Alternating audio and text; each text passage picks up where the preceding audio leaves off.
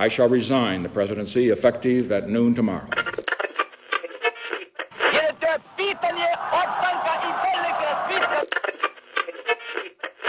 Sejam todas, todos e todos muito bem-vindos a mais um episódio de Mundo História.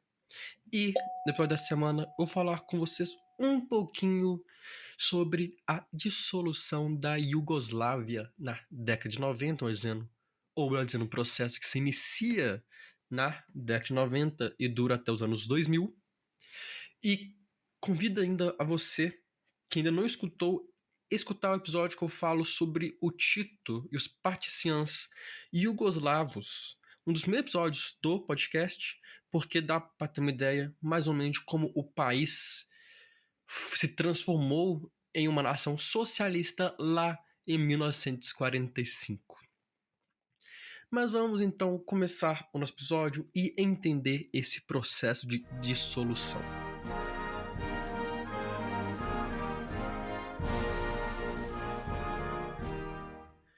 Como eu falei, o Tito foi responsável pela libertação do país da ocupação nazista e ele liderou o país por décadas. Porém, na década de 70, para ser mais preciso, em 1974, o seu poder foi drasticamente reduzido por meio de uma reforma por meio de uma reforma constitucional que instituiu uma presidência federal. Na prática, cada província e república que compunha o país teria agora um representante na presidência. A ideia seria representar a união de um país tão diverso. Afinal de contas, a Iugoslávia era um país que unia católicos, ortodoxos, islâmicos e, se falarmos de etnia, unia croatas, sérvios, kosovar, bósnios, macedônios e montenegrinos. E ainda uma minoria de albaneses. Um país extremamente pluricultural, pluriétnico, e a ideia seria justamente permitir que todo mundo se sentisse representados. A década de 70 foi ainda marcada pela crise do petróleo, uma das crises do petróleo, e é uma crise que afetou duramente o país, porque encareceu o preço da energia elétrica e um país como a Iugoslávia, que estava investindo muito no desenvolvimento industrial, no surgimento de novas indústrias, encareceu o preço da industrialização. A crise foi crescendo a ponto de 1979 o país declarar falência oficialmente e ser obrigado a pegar um empréstimo de 6 bilhões de dólares com o FMI em troca de congelar investimentos e pagamentos sociais. Medidas que são exigidas pelo FMI para emprestar dinheiro a países e nações. Na década de 80, a Iugoslávia viu o desemprego e a inflação subirem à medida que o poder de compra não acompanhava. Economistas apontam que as empresas, muitas vezes geridas por conselhos de trabalhadores, que era algo da base da filosofia socialista da Iugoslávia, focavam mais em aumentar os salários dos trabalhadores, o que é essencial, mas não investiam no negócio, em modernizar, em aumentar a produtividade do negócio. E isso era um problema. Cada vez mais a população da Iugoslávia se empobrecia porque as indústrias não conseguiam produzir o suficiente. A indústria não conseguia importar por falta de dinheiro. Então a crise foi se espalhando. Contudo, se espalhando de formas desiguais.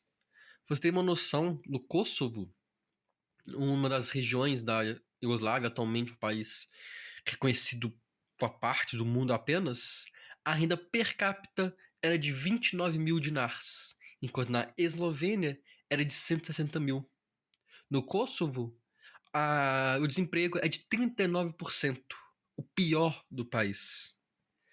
O que mostra muito que, apesar de uma representação igual na política, ou tentava ser mais igual possível, na prática a economia era diferente. A economia não era igual. A divisão de renda, o desenvolvimento, os investimentos eram feitos de forma a tentar distribuir o dinheiro para o país, mas sempre concentrava em alguns estados, algumas províncias específicas. Em março de 1981, 2.000 estudantes fizeram uma manifestação em Pristina, a atual capital do Kosovo, e também, na época, contra as condições de vida. E neste momento, pela primeira vez em décadas, surge a bandeira da separação. Aquela pequena chama de independência volta a se incendiar. Menos de um mês depois, albaneses que moravam na Iugoslávia foram às ruas também protestar contra o governo e a crise econômica, sendo duramente reprimidos pelo Estado. Somada ainda à crise econômica, populações minoritárias constantemente denunciavam preconceitos e a inação do governo federal. No Kosovo, por exemplo, surgiam denúncias que sérvios eram ignorados e os cargos e investimentos eram direcionados para albaneses, para negócios albaneses. A crise econômica se juntava agora a uma crise política e social. A pressão foi tanta, a crise foi tanta, que em 1990 foi organizadas as primeiras eleições multipartidárias na Iugoslávia. Em abril desse ano, o Demos, um partido anticomunista, foi eleito na Eslovênia. Cada vez mais, a Iugoslávia caminhava para sua dissolução. A crise política se aprofundava cada vez mais, com disputas crescentes e uma alta insatisfação popular. Curiosamente, ou às vezes nem tão curiosamente, a crise na Iugoslávia acompanhava também a crise nos países do leste europeu.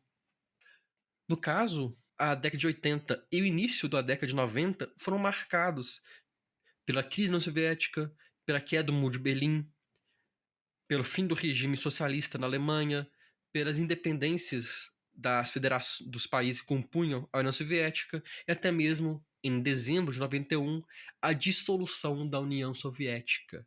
Nesse contexto de crise do bloco socialista, apesar da Iugoslávia não ser próxima à União Soviética, também refletia no país eslavo.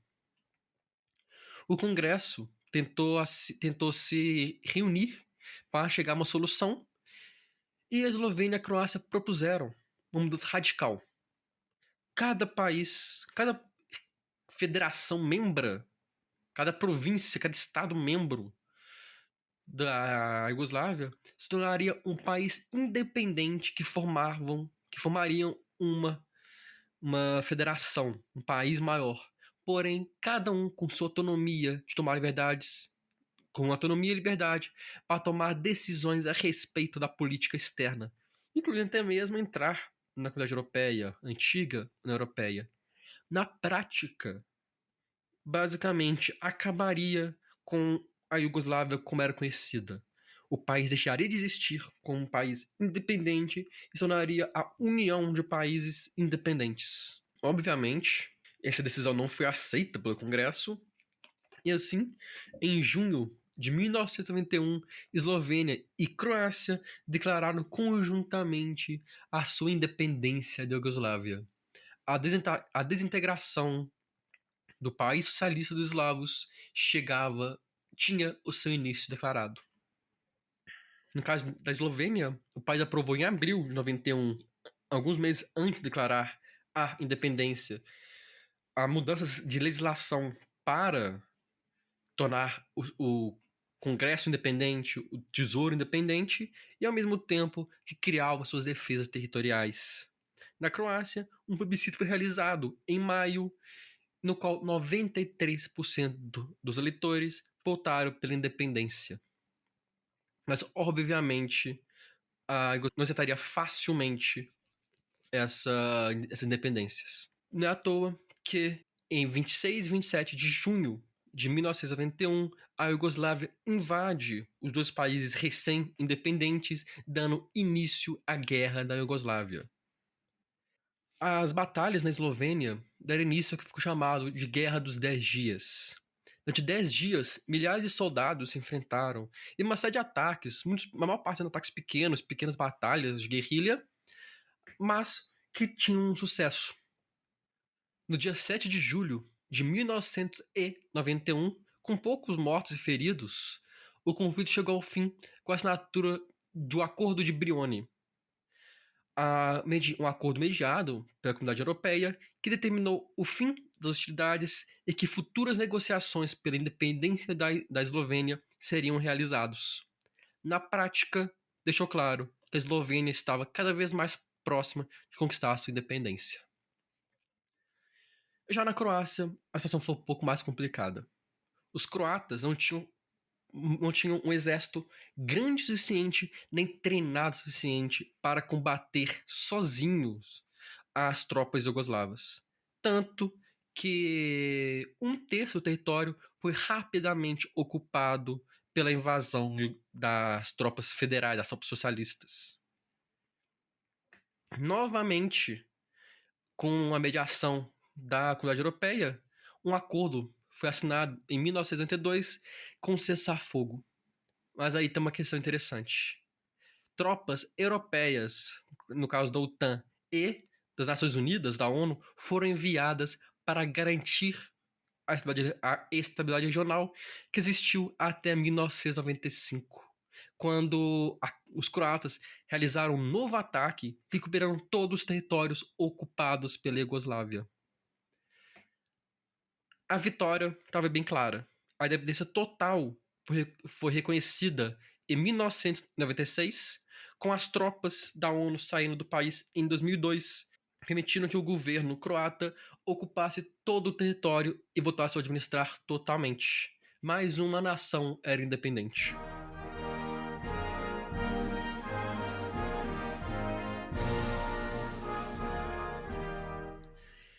Em 31 de março de 1992, após mais de 90% da população da Bósnia votar pela independência do país, um novo conflito iniciaria. E a guerra duraria 3 anos, matando pelo menos 100 mil pessoas e obrigando milhões a abandonarem suas casas. Novamente, a comunidade internacional atuou no conflito pelo envio de suprimentos para os refugiados, tentaram até mesmo impedir o tráfego aéreo na região, com a OTAN permitindo que as forças aéreas dos países membros abatessem qualquer avião sem permissão que voasse pela região, bombardeando comboios e atuando realmente militarmente. A presença da OTAN e da ONU foi decisiva para a paz ser alcançada, porém foi incapaz de impedir um genocídio. Srebrenica, a cidade da Bósnia, foi palco do maior massacre registrado na guerra.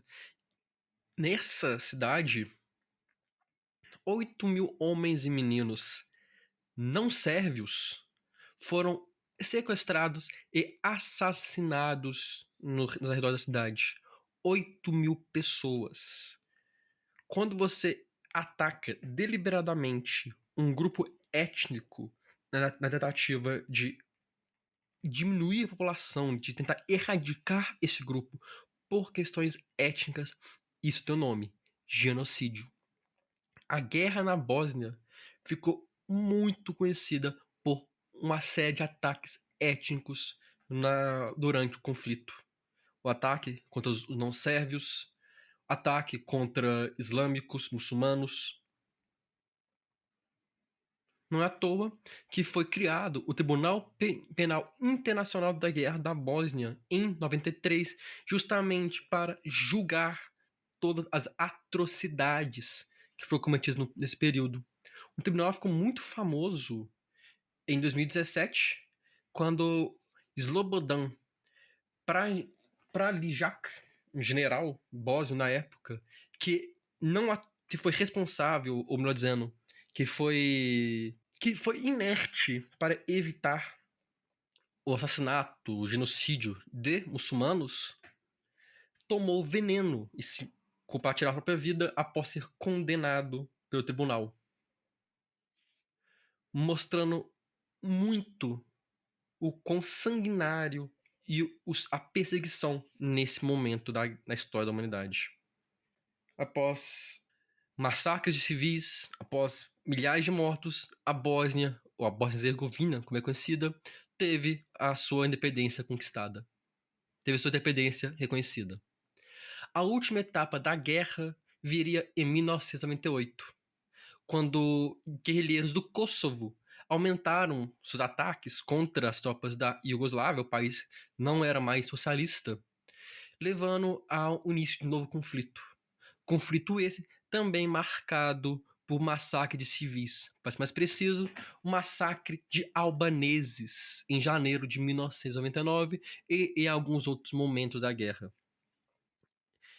Esse massacre levou a OTAN, a Organização do Tratado do Atlântico Norte, a aliança militar comandada pelos Estados Unidos, a ameaçar o Milosevic, líder jugoslavo, com bombardeios se não aceitasse negociar a paz. Com a pressão dessa, obviamente ele foi forçado a sentar e negociar. Porém, não houve nenhum acordo. E assim sendo, as tropas da OTAN iniciaram uma operação militar no Kosovo. As tropas da OTAN atacaram instalações militares, comboios e indústrias, essa sendo ataques controversos, já que eram estações civis, havendo ainda um bombardeio contra a refinaria, causando um dano e um desastre ambiental imensos e contra refugiados. Para você ter uma noção, a Human Rights Watch culpa a OTAN pela morte de 500 civis. A paz foi alcançada em 1999, com milhares de civis mortos, milhares de militares mortos e quase 1 milhão de refugiados internos e externos. Mas aí tem uma questão. A paz foi alcançada, Kosovo exigiu sua independência, mas ela nunca foi reconhecida totalmente. Há apenas um número reduzido de países, maior parte do ocidente político, que reconhecem Kosovo como independentes. O Brasil, por exemplo, não reconhece a independência do Kosovo até os dias de hoje. A Iugoslávia continuaria existindo até 2003, quando se tornaria o país Sérvia e Montenegro, sendo oficialmente extinta em 2006, com o surgimento da Sérvia e de Montenegro. Um estado criado com a monarquia, ocupado pelos nazistas, liberto pelo movimento socialista, transformado em uma nação socialista que jamais se curvou perante a União Soviética, chegava ao fim após décadas de crise, 10 anos de guerra, com mais de 100 mil mortos e 4 milhões de refugiados. A Iugoslávia chegaria ao fim, mas seu legado ficaria marcado na história como perpetuadora de ataques a minorias e de um genocídio. Eu agradeço a todo mundo que escutou o episódio até aqui. Espero que tenha sido um episódio interessante e educativo. Convido você que nos escuta a nos seguir no Instagram, Twitter e Facebook, nas páginas de mesmo nome, @Mundinho de História. No Instagram você pode ainda achar o Pix e os dados do Catarse para você, caso você tenha condições e interesse, financiar o podcast, ajudar a manter o podcast no ar. Mas você também pode ajudar e muito compartilhando esse e outros episódios com seus amigos, companheiros, colegas, amigos, todo mundo que você acha que possa achar esse tema e outros temas interessantes. Lembrando, você que escuta no Spotify, você pode mandar um feedback pelo próprio aplicativo. No mais, muito obrigado a todo mundo que escutou o podcast aqui. Muito obrigado a você que acompanha o podcast e vejo todos vocês na próxima semana. Um grande abraço e até lá.